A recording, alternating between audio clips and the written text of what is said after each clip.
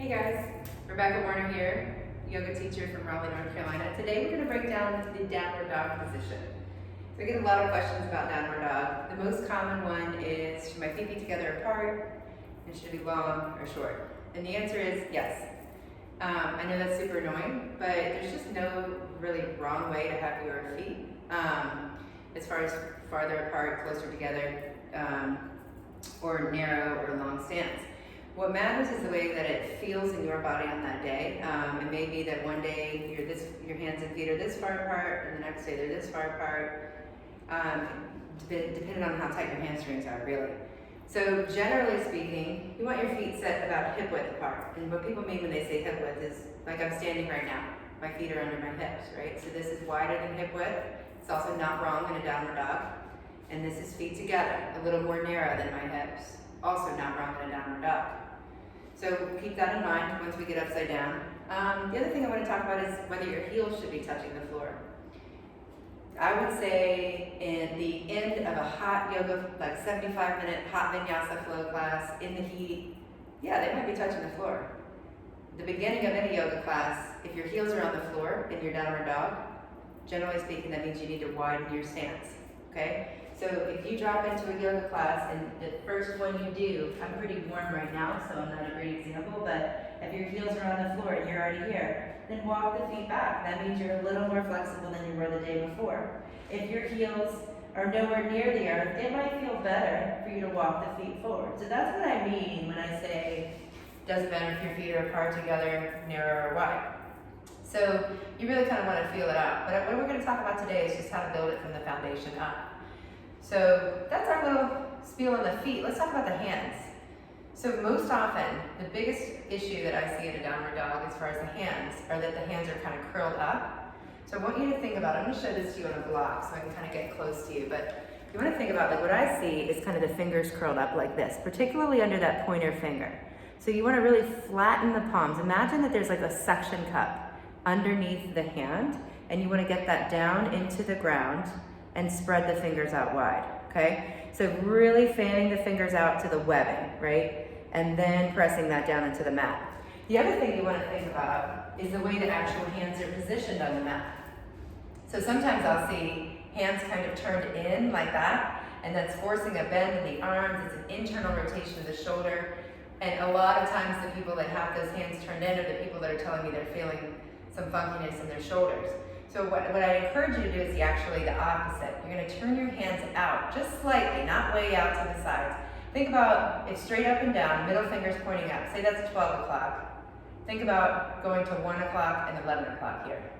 I like to just simplify it and say point your pointer finger straight to the top of the mat. So that's how it feels best in my body, right? Those are my shoulders, they're not your shoulders. So yours might feel slightly in, slightly out from there, but generally speaking, you want your hands shoulder width apart. So right, like if I'm looking at you here, you don't see my shoulders because my hands are right in front of them. This is wider than shoulder width. This is more narrow than shoulder width. So hands underneath the shoulders, turned out to 11 and 1 o'clock, fingers fanned out to the webbing. So that's our hands. So now let's talk about the arms. So when you have your hand placed down in this way, I'm going to place it down. Looks like you can't see it from where I am now. There, now you can see it. So when I place my hand forward, that elbow pit is kind of facing the inside here.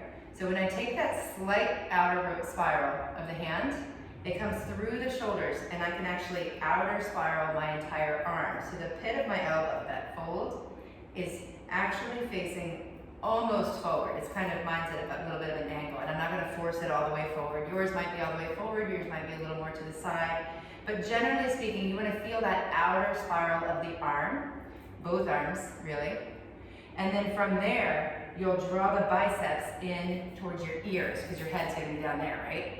So setting the hands, pointer fingers pointing forward, gentle outer spiral of each arm, so the pits of the elbows are forward, and then scooping the biceps towards the ear. So I can actually feel this. There's a slight little shake in my arms right now, just really grounding down through the fingers, the hands, and the arms. So shake your arms out, shake your hands out, and I think that's our foundation. So now we're going to talk about the tippity top of the downward dog, the tail. Okay, so if you want to think about yourself like a dog, your tail is reaching up for the sky, right? My dog literally does this every single morning. It's this like yawning feeling. Now to get our tails up into the sky, most of us need to bend our knees. Okay, so once we get up there, let's actually try it. We haven't even done a downward dog yet, have we? So let's come on up. Before we lift our tails, I want you to point the pointer fingers forward. Rotate the pits of the elbows forward, so you got that outer spiral going on. Set your feet shoulder width apart, and then lift the hips up.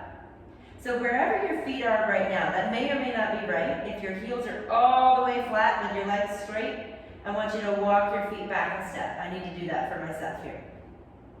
So now we want the head to drop and hang heavy, maybe shaking yes and no. But see how my tail's kind of curled under right now? I want you to do the opposite. I want you to yawn that tail up and back. So in order to do that, for most of us, that's going to require a bend in the knees. My knees have a generous bend in them now. They typically do. So feel that tailbone lifting up and back, and you actually will feel the muscles in the lower back arching the tail upwards. At the same time, your shoulders are gently pressing towards the knees, and your head is fully released. This is the full expression of your downward dog. If you wanted to take your feet wider, it's not wrong. It's just different. See the difference here? Walk those feet back in, and now walk them closer to your hands, and you'll probably be able to ground the heels. Notice that. It's not wrong. It's just different.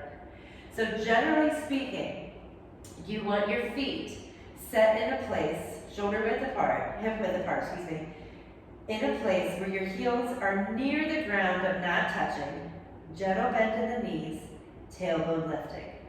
Palms grounded, fingers pressed down, head released, and there you have it. Your inhales will lift the tail higher.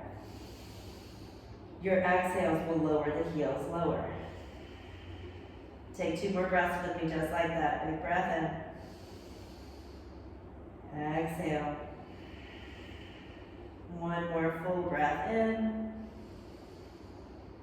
And a full breath out. All right, guys. Thank you for diving into your downward dog with me today. See you next time.